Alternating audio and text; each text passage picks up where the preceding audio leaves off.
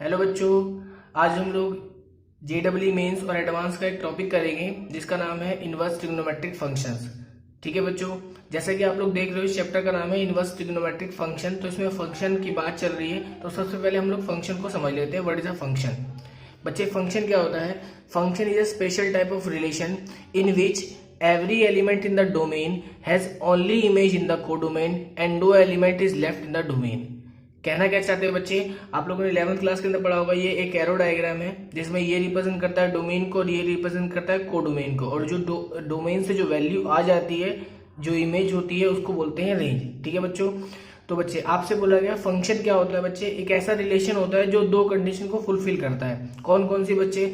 Domain के अंदर जितने भी एलिमेंट हैं उनकी सिर्फ एक इमेज यहाँ कोडोमेन के अंदर होनी चाहिए, और सेकंड चीज है कि डोमेन के अंदर कोई भी एलिमेंट खाली नहीं छूटना चाहिए। तो देखिए पहले क्वेश्चन को हम लोग देखते हैं बच्चे। ए टू बी फंक्शन डिफाइंड है, ए के अंदर 1 2 3 और बी के अंदर ए बी सी है। ठीक है बच्चे, जिसमें 1 की इमेज ए है, 2 की सी है और 3 की बी है। ठीक है बच्चे, कोई भी एलिमेंट की बच्चे दो इमेज नहीं है। यहाँ पर देखिए ए की सिर्फ सिंगल इमेज है ए, इसकी और कोई इमेज नहीं है, ऐसे बाकी सबकी भी है, और कोई भी एलिमेंट खाली नहीं छूटा है। तो बच्चे ये रिलेशन एक फंक्शन कहलाएगा। ठीक है बच्चे, नेक्स्ट देखिए बच्चे, आपके पास इस बार ए टू बी डिफाइंड है। ठीक है बच्चे, और ए के अंदर 1 2 3 और एबीसी अगेन सेम है।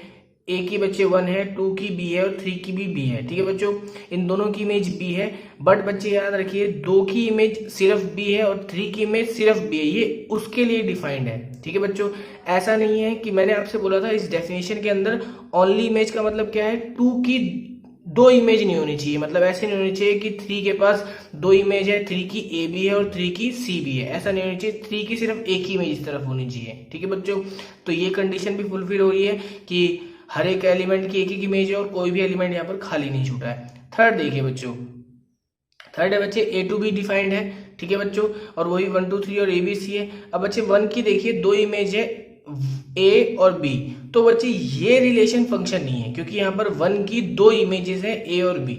ठीक है बच्चों, और 2 की देखिए 2 की बी है और 3 की सी है, तो इससे कोई मतलब नहीं पड़ता, बट हम लोगों को सिर्फ फंक्शन को देखना है। तो फंक्शन इसी से समझ में आ रहा है कि ए की दो इमेज दे रखी है, तो इसलिए ये रिलेशन फंक्शन नहीं है। नेक्स्ट देखिए बच्चे, वही है 1 2 3, बट इसमें बच्चे क्या हुआ? 3 खाली छूट गया। मैंने आपको बताया था सेकंड कंडीशन क्या थी? कोई भी एलिमेंट खाली नहीं छूटना चाहिए, तो यहाँ पर 3 खाली छूट गया, तो ये भी फंक्शन नहीं है। ठीक है बच्चों, तो क्रूड लैंग्वेज में आप लोग ये बोल सकते हो कि फंक्शन क्या होता है बच्चे?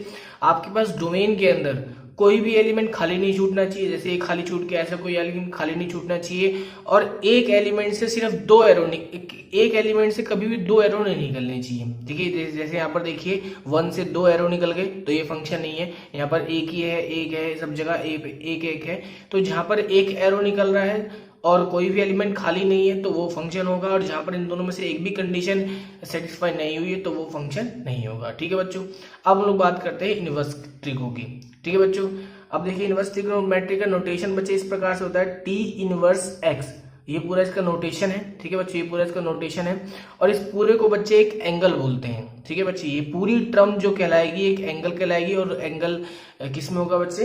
रेडियन में होगा। ठीक है बच्चों, अब समझिएगा बच्चे किस तरीके, और जो बच्चे यहाँ मैंने टी लिखा है, ये टी कोई भी ट्रिग्नोमेट्रिक फंक्शन हो सकता है। ठीक है बच्चों, आप लोग ये देखिए। ठीक है बच्चों, देखो आप लोगों ने ये देखा था कि साइन π/4 इसकी वैल्यू बच्चे कितनी होती है? 1/√2। ठीक है बच्चों, तो आप लोगों ने देखा ये पूरी टर्म, ये जो ट्रिग्नोमेट्रिक फंक्शन है ये किसी वैल्यू को रिप्रेजेंट करता है। सिमिलरली बच्चे एक इनवर्स ट्रिग्नोमेट्रिक फंक्शन एक पूरे एंगल को रिप्रेजेंट करता है। वो भी हम लोग समझेंगे किस तरीके से। देखिए बच्चों, आप लोगों को अब मैं यहाँ पर एक फंक्शन दिखा रहा हूँ बच्चे। फंक्शन में एक तरफ डोमेन के अंदर है सारे एंगल और कोडोमेन के अंदर है वैल्यूज। ठीक है बच्चों, तो सबसे पहले हमने डिफाइन किया एंगल टू वैल्यू साइन को। ठीक है बच्चे, यानी साइन यानी ट्रिग्नोमेट्रिक फंक्शन को।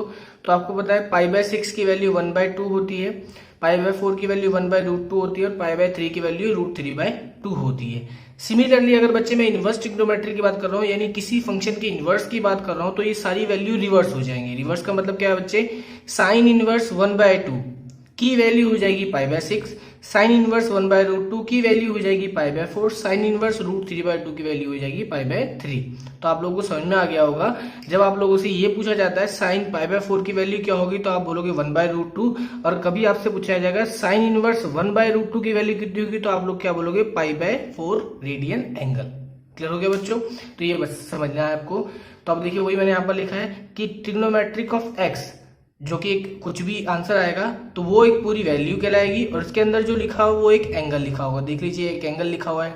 और बच्चे इनवर्स ट्रिग्नोमेट्रिक के अंदर क्या होता है, जो आंसर आता है वो एक एंगल होता है और अंदर वैल्यू लिखी हुई है। तो देखिए ये एंगल और ये वैल्यू लिखी हुई है। क्लियर हो गया बच्चे? बच्चे अगर मैं साइन इनवर्स जीरो की बात करूं तो साइन इनवर्स जीरो आप लोग बताइए, अब मैं पूछ रहा हूँ जीरो कब कब आता है, तो आपने बोला सर जीरो जीरो पे आएगा, पाई पे आएगा, 2 पाई पे आएगा, 3 पाई पे आएगा, ऐसे माइनस के टर्म माइनस पाई, -2 पाई, -3 पाई डॉट डॉट। तो आप लोग एक चीज बात समझिएगा बच्चे, जीरो कब कब आ रहा है, जीरो पे भी, पाई पे भी, 2 पाई पे भी, -पाई पे भी। तो बच्चे एक तरीके से तो फंक्शन ही नहीं हुआ, क्योंकि आप लोग देखिए कि जीरो की वैल्यू क्या क्या आ रही है, इतनी सारी वैल्यू आ रही है। और अभी मैंने आप लोगों को बताया किसी भी रिलेशन को फंक्शन होने के लिए क्या होना चाहिए कि किसी भी एक एलिमेंट से दो एरो नहीं निकलने चाहिए, यानी दो तीर नहीं निकलने चाहिए, बट यहाँ पर तो मल्टीपल्स निकल रहे हैं। तो बच्चे इस चैप्टर का नाम तो इनवर्स ट्रिग्नोमेट्रिक फंक्शन है। तो बच्चे उसी चीज को अब हम लोग थोड़ा ठीक करेंगे कि किस तरीके से इस इनवर्स ट्रिग्नोमेट्रिक को फंक्शन बनाया जाए। ठीक है बच्चों? देखिए बच्चों, आप लोगों ने साइन एक्स का ग्राफ देखा होगा। बच्चे ये साइन एक्स का ग्राफ होता है यहाँ पर 0 पाई/2, पाई 3 पाई/2, 2 पाई 5 पाई/2, और यहाँ पर भी -पाई/2 सेम चलता रहता है दोनों तरफ से। अब बच्चे अगर मैं आपसे पूछूं कि मैं इनवर्स ट्रिग्नोमेट्रिक की बात कर रहा हूँ और आप लोगों को उसको फंक्शन प्रूफ करना है कि वो फंक्शन है, यानी एक इनपुट के लिए सिर्फ एक ही आउटपुट मिले, यानी एक डोमेन के एलिमेंट के लिए सिर्फ आपके पास एक ही इमेज हो। तो मैंने आपसे बोला बच्चे देखिए, अगर आप -पाई/2 से +पाई/2 को देखोगे, यानी -पाई/2 से +पाई/2 के अंदर बच्चे एक बात समझिएगा, जब मैं साइन एक्स की बात कर रहा था तो इसमें जो एक्स था ये वाला एक्स था। ठीक है बच्चे? अगर मैं साइन इनवर्स एक्स की बात करूंगा तो ये जो एक्स होगा ये वाला एक्स हो जाएगा। ये आपको बात समझनी पड़ेगी। ठीक है बच्चों? कि जो साइन एक्स होता है उसके अंदर जो एक्स होता है वो एक्स की वैल्यूज होती है, बट साइन इनवर्स के अंदर जो एक्स होता है वो वाई की वैल्यू में कन्वर्ट हो जाता है। ठीक है बच्चों? तो आप लोग देखिए, मैंने आपसे बोला इस, यानी ये किसकी वैल्यू कहलाएगी बच्चे, वाई की वैल्यू। तो वाई की वैल्यू मैंने आपसे बोली कि पीछे मल्टीपल आ रही थी। मल्टीपल्स का मतलब साइन इनवर्स जीरो की वैल्यू 0 पाई, 2 पाई, 3 पाई ऐसे सब आ रही थी। तो उसको कैसे ठीक करेंगे? अब बच्चे देखो, अगर मैंने -पाई/2 से +पाई/2 लिया, ठीक है, तो क्या हुआ बच्चे, ये हमारे पास x की वैल्यू है बेसिकली और ये हमारे पास y की वैल्यू। तो देखिए हर एक x के लिए सिर्फ एक ही y आपको मिलेगा। देखिए एक x के लिए एक y, एक x। देखो यहाँ पर अगर मैं यहाँ पर 1 लूंगा तो 1 के कॉरस्पॉन्डिंग सिर्फ पाई/2, उससे नीचे तो सिर्फ एक वैल्यू, उसके नीचे एक वैल्यू, सिमिलरली इस तरफ भी। अब बट अगर मैं इससे आगे चला गया, अगर आपने बोला कि नहीं सर -पाई/2 से पाई/2 के लिए आप थोड़ा सा आगे चले जाओ, तो देखिए अगर मैंने किसी ने आपसे बोला कि -पाई/2 से पाई ले लो, तो बच्चे क्या प्रॉब्लम हो जाएगी, यहाँ पर मान लीजिए मैंने माना है 1 से छोटा, मान लीजिए 1/√2। ठीक है बच्चे? तो 1/√2 यानी मैंने x की वैल्यू मानी, यहाँ पर मैंने वाली 1/√2। तो 1/√2 कब कब आ जाएगा बच्चे, देखो 1/√2 यहाँ पर भी आ जाएगा, यानी ये एरो यहाँ भी कटेगा और यही एरो यहाँ भी कटेगा, यानी 1/√2 यहाँ पर भी वैल्यू आ जाएगी और 1/√2 की यहाँ पर भी आ जाएगी। तो इस तरीके से कुछ हो जाएगा कि 1/√2 पे दो एरो हमारे पास आ जाएंगे, तो वो फंक्शन नहीं कहलाएगा। ठीक है बच्चों? तो इसीलिए इनवर्स ट्रिग्नोमेट्रिक को फंक्शन लेने के लिए हमको इसको इंटरवल में डिवाइड करना पड़ेगा। और इंटरवल किस तरीके से होंगे बच्चे, -पाई/2 से पाई/2। ठीक है? उसके बाद आप लोग समझ रहे हो पाई/2 से 3 पाई/2, क्योंकि आपको दिख रहा होगा। अब आप बोलोगे ना सर इसके अंदर भी तो यूनिक वैल्यू आएगी, तो बिल्कुल आएगी। पाई/2 से 3 पाई/2, फिर 3 पाई/2 से 5 पाई/2, सिमिलरली ऐसे इस तरफ भी और इस तरफ भी चलती जाएगी। बट जो हम लोगों को बच्चे इसके अंदर बात करनी है वो हम लोग बात करेंगे इसकी प्रिंसिपल वैल्यूज की। यानी प्रिंसिपल वैल्यू कह सकते हो आप लोग इनिशियल वैल्यू कब स्टार्ट होती है। तो इनिशियल वैल्यू बच्चे, प्रिंसिपल वैल्यू किसकी बात करेंगे हम लोग, सिर्फ -पाई/2 से लेके +पाई/2। तो जो आपके एनसीईआरटी बुक में या सारी बुकों में जो लिख रखा है वो सिर्फ प्रिंसिपल वैल्यू लिखी हुई, बट ऐसा नहीं है कि बाकी वैल्यूज नहीं हो सकती। इसकी वैल्यू पाई/2 से 3 पाई/2 भी हो सकती है, इसमें वो फंक्शन कहलाएगा। बट इसकी प्रिंसिपल वैल्यू लेने के लिए या स्टार्टिंग वैल्यू लेने के लिए हम लोगों ने सिर्फ क्या ले रखा है, -पाई/2 से +पाई/2 ले रखा है। क्लियर हो गया बच्चे? और डोमेन आप लोग देख लीजिए, इसके डोमेन क्या रहेगा, सिर्फ -1 से +1। ठीक है बच्चों? अच्छा बच्चे, डोमेन का मतलब क्या हो गया, अच्छा आप लोगों को ये बात पता होनी चाहिए, sine inverse x equals to y है। आपको पता होना चाहिए इसी चीज को डोमेन बोलते हैं, यानी एक्स की वैल्यू जो जो डाल सकते हो आप वो डोमेन होगा। बट आपको पता होगा ये ग्राफ किसका बना हुआ है बच्चे, ये साइन एक्स का बना हुआ है। तो साइन एक्स अगर इक्वल्स टू वाई है, यानी sine x equals to y है, ठीक है बच्चों, तो ये एक्स क्या कहला रहा है, ये वाला डोमेन। क्लियर हो गया? ये वाई क्या कहला रहा है बच्चे, ये वाला रेंज। अब अगर मैं यहाँ से साइन इनवर्स निकालूंगा तो साइन इनवर्स अगर जाएगा तो साइन इनवर्स y हो जाएगा। तो जो आपके पास पहले रेंज था साइन का, अब वो साइन इनवर्स x का डोमेन बन जाएगा। क्लियर हुआ बच्चे?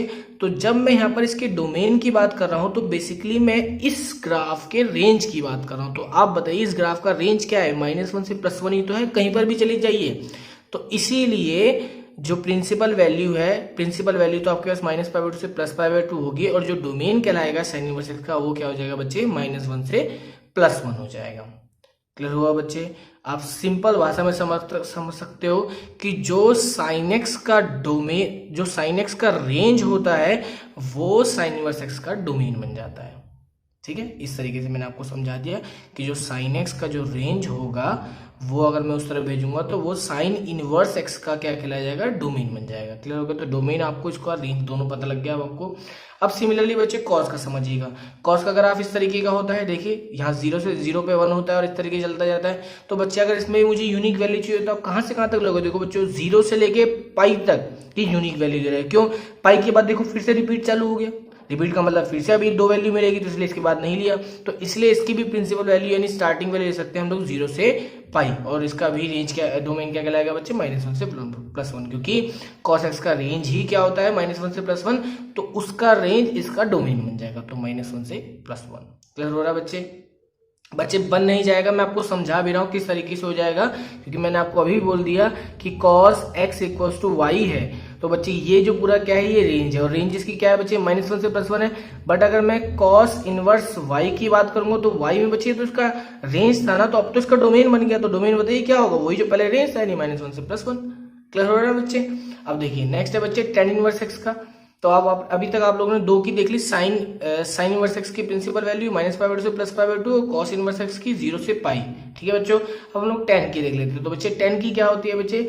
अब tan का ग्राफ आप लोग जानते हो इस तरीके से होता है। तो अब tan के ग्राफ के लिए भी आपको दिख रहा होगा कि यूनिक वैल्यू तो सर आपको इसी के अंदर मिल जाएगी, क्योंकि इसके अंदर कोई रिपीटिशन नहीं है। ठीक है, इसके बाद अगर आपने लिया तो अगर आपने ये ले लिया तो देखो यहाँ पर ये भी देगा और ये वाली दोनों के दोनों वैल्यू देने लग जाएंगे। देखो इस तरीके से, इसको मैं नहीं ले रहा हूँ इसलिए, बस इसलिए मैंने सिर्फ ये वाला फंक्शन लिया, यानी ये वाला ग्राफ लिया, क्योंकि आपको पता है अगर मैंने ये वाला ग्राफ ले लिया, यानी मैं ऐसे बोल सकता हूँ -π/2 से लेकर मैंने यहाँ तक 3π/2 तक ले लिया, तो उसके बीच में ये 2 ग्राफ आ जाएंगे, और उस 2 ग्राफ के अंदर अगर मैं ये बोल रहा हूँ इसकी वैल्यू, तो देखो इस पे ये वैल्यू भी मिल जाएगी और इसी पे ये वैल्यू मिल जाएगी, तो दोबारा से फंक्शन नहीं रहेगा। तो इसलिए बस इसको मैंने फंक्शन बनाने के लिए मैंने इसकी ये वैल्यू ले लिया, यानी -π/2 से +π/2, वो भी ओपन इंटरवल में, क्योंकि दोनों पे कहाँ जा रहा है? ये अनडिफाइंड की तरफ जा रहा है। ठीक है बच्चों, तो ये इसका क्या हो जाएगा? प्रिंसिपल वैल्यू हो जाएगी। और इसकी बच्चे रेंज क्या होगी? वही बच्चे जो इसका डोमेन होता था, किसका डोमेन बच्चे? tan का डोमेन, और tan का डोमेन आपको पता है ऑल नंबर होता है, वो उसका रेंज हो जाएगा। सिमिलरली बच्चे अगर मैं cosec इनवर्स की बात करूं तो बच्चे cosec इनवर्स निकालना बहुत आसान है, आपको साइन का पता है। साइन देखिए, साइन का उल्टा ही cosec होता है। तो साइन में बच्चे -π/2 से +π/2 आया, अब -π/2 से +π/2 के बीच में 0 भी आया। ठीक है, और आप लोग ये समझ सकते हो कि साइन x = 1/cosec x होता है। तो अगर मैंने यहाँ पर 0 ले लिया तो 0 पे क्या हो जाएगा बच्चे? ये नीचे जाएगा, तो cosec x क्या हो जाएगा? 1/0 अनडिफाइंड। बेसिकली कह सकते हो आप लोग 0 पे अनडिफाइंड हो जाएगा, तो वही साइन वाली सेम रहेगी, बस 0 को हटा के। क्लियर हो गया बच्चे?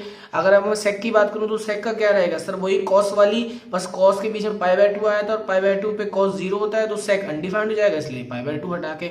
और रह गई बात बच्चे कॉट की, तो कॉट का बच्चे थोड़ा सा स्पेशल है। कॉट का आप लोग याद कीजिएगा 0 से पाई होगा। 0 से पाई कैसे? आपको ग्राफ से समझ में आ जाएगा। अगर आप लोग कॉट का ग्राफ बनाओगे तो कॉट का ग्राफ कुछ प्रकार से होता है कि यहाँ पर देखिए इस तरीके से होता है हमारे पास, तो 0 से पाई तक का ऐसे ग्राफ उसका बनता है। तो ये हमारे पास सिर्फ एक वैल्यू हो जाएगी। ठीक है बच्चों, तो ये हमारे पास उस तरीके। अब बच्चों इसको याद करने का और भी एक आसान तरीका मैं आप लोगों को बता सकता हूँ। जैसे आप लोगों को साइन का याद करना है कि साइन का क्या होता है। ठीक है, आपको वो ग्राफ बनाने की जरूरत नहीं, आपको सीधा एकदम से याद आ जाएगा। बच्चे साइन आप लोग जानते हो, कोऑर्डिनेट की बात करें तो ये 4 कोऑर्डिनेट में, फर्स्ट कोऑर्डिनेट में पॉजिटिव, सेकंड में पॉजिटिव और दोनों में नेगेटिव होता है। ठीक है बच्चों, तो आपसे पूछा गया साइन। अब आपको पता है साइन की आपको सारी वैल्यूज चाहिए, यानी 0 भी मिल जाए, पॉजिटिव भी वैल्यू मिल जाए, नेगेटिव मिल जाए, मतलब ऐसा हम लोग उसका रेंज निकालना चाहते हैं जिसमें सारी वैल्यू आ जाए, यानी पॉजिटिव की वैल्यू आ जाए, नेगेटिव की आ जाए और 0 भी आ जाए। ठीक है, तो बच्चे देखिए ये एक ऐसा इंटरवल है, यानी कह सकते हो आप लोग फर्स्ट और थर्ड, यानी जो क्वाड्रेंट है फर्स्ट और फोर्थ जो क्वाड्रेंट है, फर्स्ट क्वाड्रेंट के अंदर पॉजिटिव है और फोर्थ क्वाड्रेंट के अंदर नेगेटिव है। तो इस पूरे को अगर मैं ले लूँ तो इसमें पॉजिटिव नेगेटिव और बीच में जीरो ही मिल जाएगा। तो साइन का बेसिकली बच्चे ऐसे कह सकते हो, ये ऊपर वाला π/2 और नीचे वाला -π/2। बच्चे रिमेंबर के लिए, बस याद रखने के लिए एक छोटा सा शॉर्टकट है, ये कोई वो नहीं है कि जो बुक्स में लिखा हुआ है। ठीक है बच्चों, ये याद करने का एक तरीका है। आप लोग क्वाड्रेंट बना के आपको देखना है कि साइन पॉजिटिव नेगेटिव और जीरो चाहिए, तो देखिए इसके अंदर ये है तो -π/2 से +π/2 उसका हो गया। ठीक है बच्चों, और कॉसेक का क्या होगा इसका, इसमें से बस जीरो हटा दीजिए। ठीक है बच्चों, अब कॉस की बात करें तो कॉस का क्या होता है बच्चे, फर्स्ट क्वाड्रेंट में पॉजिटिव, सेकंड में नेगेटिव, थर्ड में नेगेटिव और फोर्थ में पॉजिटिव होता है। तो आपको अगेन वही पॉजिटिव नेगेटिव और जीरो चाहिए, तो देखिए इसको ले लिया मैंने, यहाँ पर पॉजिटिव नेगेटिव और बीच में 90 पे जीरो, तो क्या हो जाएगा बच्चे 0 से पाई। आज याद करना इजी हो गया। सेक का क्या होगा, सेम, बस π/2 हटा दीजिए। ठीक है बच्चों, 10 की बात करें तो 10 क्या होगा बच्चे, पॉजिटिव नेगेटिव इस तरीके से होता है। अब आपको पॉजिटिव नेगेटिव चाहिए तो आपने अगेन ये ले लिया। ठीक है बच्चों, कि पॉजिटिव नेगेटिव दिख रहा है -π/2 से +π/2, बट आपको पता है कि इन दोनों पे अनडिफाइंड होता है π/2 पे 10, तो इसलिए इन दोनों को छोड़ दिया ओपन इंटरवल में। बस कॉर्ड का याद कर लीजिए, कॉर्ड का 0 से पाई होता है। ठीक है, कॉर्ड का वही होता है जो कॉस का होता है, बस ओपन इंटरवल में होता है। ठीक है बच्चों, तो हम लोगों ने देखिए यहाँ पर पूरी टेबल बना ली है इसकी। ठीक है, साइन का domain range, cos inverse x का सबका डोमेन रेंज मैंने लिख लिया, जो भी हम लोगों ने पढ़ा आप लोग देख सकते हो। ठीक है बच्चों, अब बात कर लेते हैं बच्चों, अभी तक हम लोगों ने इनवर्स ट्रिग्नोमेट्रिक का ग्राफ देखा है। अब इनवर्स ट्रिग्नोमेट्रिक, अभी तक हम लोग ट्रिग्नोमेट्रिक ग्राफ देखा था, अब हम लोग इनवर्स ट्रिग्नोमेट्रिक का ग्राफ देख लेते हैं एक बार बच्चों। ठीक है, तो बच्चे सबसे पहला है हमारे पास y = sin इनवर्स x। ठीक है बच्चों, अब ये ग्राफ बना कैसे, आप लोग बड़े ध्यान से देखिएगा बच्चे। आपको पता है इनवर्स ट्रिग्नोमेट्री की बात चल रही है, और किसी भी फंक्शन का इनवर्स कैसे लिया जाता है बच्चे, आपको y = x की एक लाइन ड्रॉ करनी होती है। ठीक है, और जो भी ग्राफ इस तरफ या इस तरफ बना हुआ है उसकी इमेज ले लेनी होती है, इसको ध्यान में रखते हुए, यानी इसको मिरर मानते हुए जो भी ग्राफ बना है उसकी इमेज लेनी होती है। ठीक है बच्चों, तो यहाँ पर देखिए बच्चे, अगर मैं बात करूं पहले sin x की, तो sin x का ग्राफ आप लोगों को याद आना चाहिए किस तरीके से था बच्चे, इस तरीके से आए। देखो डॉटेड लाइन जो दिख रही है आप लोगों को, ये डॉटेड लाइन, ये जो डॉटेड लाइन, ऐसे ग्राफ था ना, आप लोगों को याद होगा कि -π/2 से +π/2 के बीच में ऐसे ग्राफ आगे चलता जा रहा था, बट हम लोगों ने -π/2 से +π/2 लिया था, ये ग्राफ था। अब अगर मैं यहाँ पर एक y = x की लाइन ड्रॉ करूँ, ये जो ओरिजिन से लाइन जा रही है, तो इनका मिरर क्या होगा। देखिए बच्चे, अगर ये चीज ऐसे दिख रही है तो मिरर के अंदर ये कैसे दिखाई देगी, इस तरीके से दिखाई देगी, और ये चीज जो ऐसे है वो इस मिरर के अंदर ऐसे दिखाई देगी। तो जो साइन इनवर्स एक्स का ग्राफ हुआ वो कैसे हुआ बच्चे, दिस लाइक दिस, यानी इस तरीके से हो गया।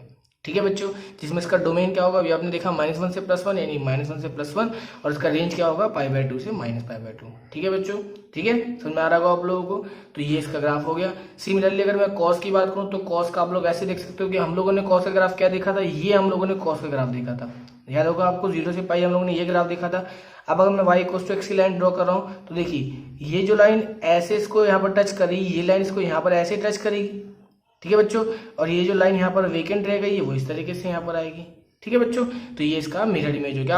आप लोग अपने आप से इस ग्राफ को प्रॉपरली बना के मिरर इमेज लेके देखिएगा, आप लोगों को ये ग्राफ बिल्कुल दिख जाएगा। ठीक है बच्चों, तो ये कॉस इनवर्स एक्स का ग्राफ कैसे हुआ बच्चे, इस तरीके से हुआ, जिसमें वही डोमेन तो -1 से +1 रहेगा, और रेंज क्या हो जाएगी बच्चे 0 से पाई, बट बीच में एक बार 0 भी आएगा, यानी π/2 पे 0 भी आएगा, तो ये इस तरीके से ग्राफ हो गया। ठीक है बच्चे, tan इनवर्स एक्स का आसान था, उसमें आप लोगों ने देखा था ऐसे ग्राफ था, ऐसे था।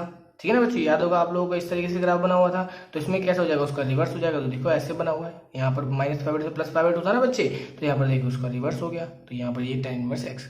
अब देखिए बच्चों, कॉट इनवर्स एक्स का ग्राफ देखिए, वही बच्चे याद होगा आपको, 0 से पाई आप लोगों को याद आना चाहिए बिल्कुल, उनका ग्राफ 0 से पाई के बीच में ये हमने लाइन ड्रॉ करी थी, इस तरीके से ग्राफ बना हुआ था। अब इसका रिवर्स हम लोगों ने यहाँ पर इन्वर्स में बना दिया। देखिए यहाँ पर एक ग्राफ बन रहा है और बीच में π/2 पे 0 होगा। ठीक है बच्चों, सेकंड इनवर्स एक्स का ग्राफ बच्चे आप लोग देख लीजिए, इस तरीके से होता है कि जो 1 पे होता है, डोमेन 1 होता है, तो वो π/2 पे अनडिफाइंड की तरफ जाता है, क्योंकि सेक लिखा हुआ है, और कॉस सेक बेसिकली कह सकते हो कॉस 90 पे अनडिफाइंड होता है। तो देखो जब 90 आएगा तो 90 पे अनडिफाइंड की तरफ चला जाएगा। सिमिलरली -1 पे भी क्या होगा, जब ये 90 की तरफ आएगा तो अनडिफाइंड की तरफ चला जाएगा, और 0 से पाई के बीच में इसका होता है। देखिए ना, याद होगा आपको सेक का क्या था बच्चे, रेंज 0 से पाई, बट क्या छोड़कर, π/2 छोड़कर। तो देखो 0 से पाई सब कुछ है, बट π/2 पे ही फंक्शन अनडिफाइंड की तरफ जा रहा है। तो ये आप लोग याद कर सकते हो।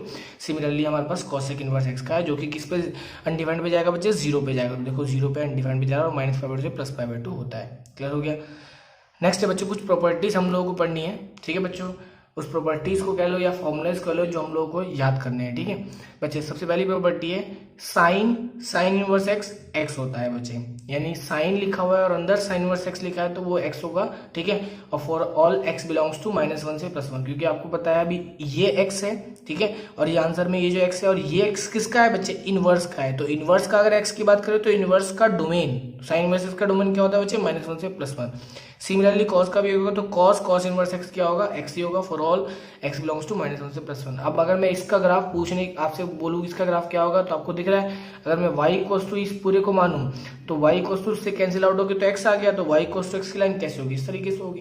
तो ये ग्राफ किसका हो गया बच्चे, ये ग्राफ हो गया sign inverse x cos inverse x का। ठीक है बच्चों, जिसमें y इक्वल्स टू x की लाइन बनी है और एंगल कितना बना होगा 45। ठीक है, और क्या वैल्यू होगी बच्चे, डोमेन में -1 से +1 और रेंज में -1 से +1। ठीक है बच्चों, ये x की बात हो गई। नेक्स्ट है बच्चे tan of tan inverse x. ठीक है बच्चों, tan of tan inverse x वो भी x होगा और इसमें x जो होगा वो क्या होगा बच्चे, ऑल रियल नंबर होगा। और cot of cot inverse x क्या होगा बच्चे, वो भी x होगा और x बिलोंग्स टू क्या होगा बच्चे, ऑल रियल नंबर होगा। ठीक है बच्चे, याद रहा होगा आप लोगों को इसका ये डोमेन होता है। ठीक है, तो डोमेन इसका ये होगा तो वही y इक्वल्स टू x की लाइन हो जाएगी पूरी। ठीक है बच्चों, और इसमें पूरी ऑल रियल नंबर रखा है इसलिए एरो बना रखा है कि ये लाइन और भी लंबी हो सकती है, बट इसमें -1 से +1 इसके डोमेन को रिस्ट्रिक्ट कर दिया है। अब देखिए बच्चे लास्ट है हमारे पास y equals to sec of sec inverse x, y equals to cosec of cosec inverse x. ठीक है बच्चे, आप लोगों को पता दोनों का आंसर क्या होगा, x ही होगा, बट इन लोगों का डोमेन क्या होगा जो हम लोगों ने देखा -∞ से -1 यूनियन 1 से इन्फिनिटी। ठीक है बच्चे, तो यानी ये कह सकते हो -1 से +1 के बीच में कोई ग्राफ नहीं होगा। ये कहाँ ग्राफ होगा बच्चे, -∞ से -1, यानी -∞ से -1 तक का ग्राफ होगा तो देखो ये रहा ग्राफ, और 1 से लेके इन्फिनिटी तक होगा तो कि वो ये रहा ग्राफ, बट इसके बीच में ग्राफ नहीं होगा तो देखो ये इसका ग्राफ है। ठीक है, कि -1 से लेके इन्फिनिटी तक, 1 से लेके इन्फिनिटी तक और -1 से लेके -1 से लेके -∞ तक। ठीक है बच्चों, तो ये इसका ग्राफ हो गया, क्लियर हो गया।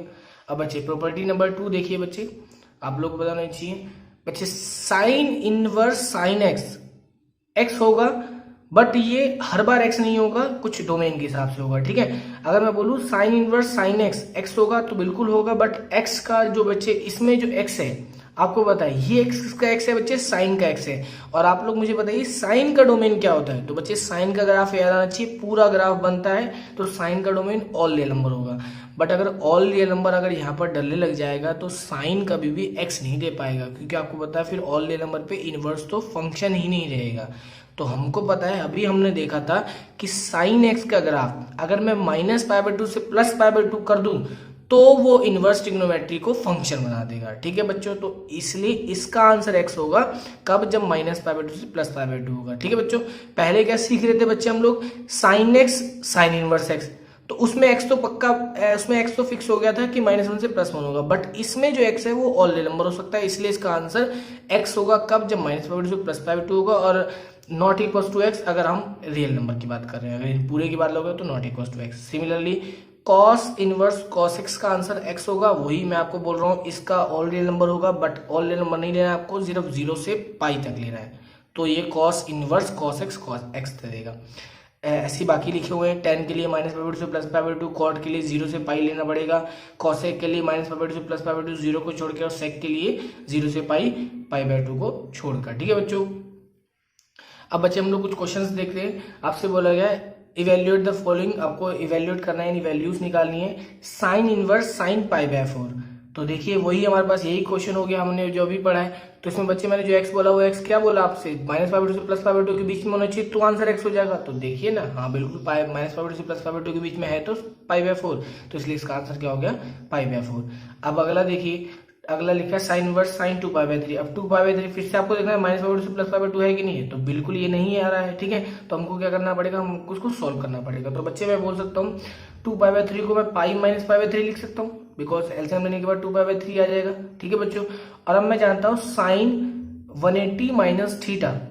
ठीक है बच्चों, साइन 180 माइनस थीटा क्या होता है बच्चे, सेकंड क्वाड्रेंट में साइन पॉजिटिव होता है तो साइन थीटा होता है। अब मैं पूछूं अगर ये π/3 आ रहा है, बिल्कुल ये π/3 रेंज में आया, तो अब क्या आ जाएगा इसका आंसर, π/3 आ जाएगा। Sine inverse sine of x क्या हो जाएगा, इस बार x हो जाएगा। ठीक है बच्चे, नेक्स्ट है बच्चे कॉस इनवर्स कॉस 7π/6।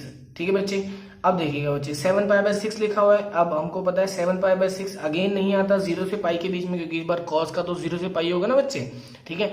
तो 0 से पाई के बीच में नहीं आता, तो हमको सबसे पहले इसको लिखना है किस तरीके से। तो हमने लिखा बच्चे 2π - π/6। तो बच्चे अब मैं आपसे पूछ रहा हूँ ये मतलब मैं कैसे सोच पा रहा हूँ कि यार 2π आएगा या पाई आएगा, तो आप लोग भी सोच सकते हो बच्चों। देखो आप लोगों के यहाँ पर पॉजिटिव लिखा हुआ है पूरा एंगल, तो आपको पता है कॉस पॉजिटिव कौन कौन से क्वाड्रेंट में होता है, तो फर्स्ट में होता है और फोर्थ में होता है, ठीक है बच्चों। फर्स्ट में जाने का तरीका क्या बच्चे, 2π प्लस करके, बट आपको पता अगर मैं 2π प्लस कर दूंगा यहाँ पर तो ये एंगल और बड़ा हो जाएगा। या क्या होता है बच्चे 2π माइनस करके, तो इसलिए मैंने 2π माइनस किया। अच्छा हाँ, कोई बच्चा ये भी बोल सकता है कि सर आपको फर्स्ट क्वाड्रेंट में तो जाना है तो π/2 माइनस करके भी तो जा सकते हो आप। जैसे इस तरीके से अगर मैं बोलूँ ये हमारे पास π/2 है, ये 2π है, ठीक है बच्चों। तो आपसे मैंने बोल रहा फर्स्ट इस दोनों क्वाड्रेंट में जाना है आपको, तो आपने बोला पहले तो मैंने बोला 2π प्लस, तो आपने बोला सर एंगल एक्सीड कर जाएगा, 2π माइनस हाँ वैल्यू आ सकती है। बट अगर कोई बोलेगा सर π/2 प्लस करके भी तो π/2 माइनस करके भी तो जा सकते हो, तो बच्चे उसमें क्या होगा बच्चे, अगर मैंने π/2 माइनस किया तो cos π/2 minus theta sine theta में कन्वर्ट हो जाएगा। तो वो तो cos रहा ही नहीं जो हमारे पास क्वेश्चन था, तो क्वेश्चन को तो मैंने चेंज कर सकता ना बच्चे। क्वेश्चन तो जो क्वेश्चन पूछ रहा है हमको उसी क्वेश्चन को उस तरीके से सोल्व करना पड़ेगा। तो इसलिए मैं π/2 प्लस नहीं कर सकता या माइनस नहीं कर सकता, इसलिए मैं 2π का सहारा लूंगा। तो मैंने 2π माइनस किया, तो देखिए 2π माइनस 5π/6 एलसीएम लेके देख लीजिए 7π/6 आएगा।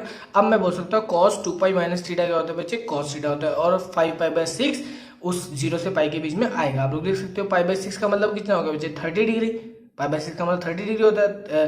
तो 3 बजे 15 यानी 150 डिग्री, तो 150 डिग्री हाँ 0 से 180 के बीच में आता है, तो इसलिए ये इसकी वैल्यू हो गई, ठीक है बच्चे। नेक्स्ट आपके पास होमवर्क के लिए क्वेश्चन है tan−1 tan of 2π/3, आप लोग कीजिएगा, ठीक है बच्चों।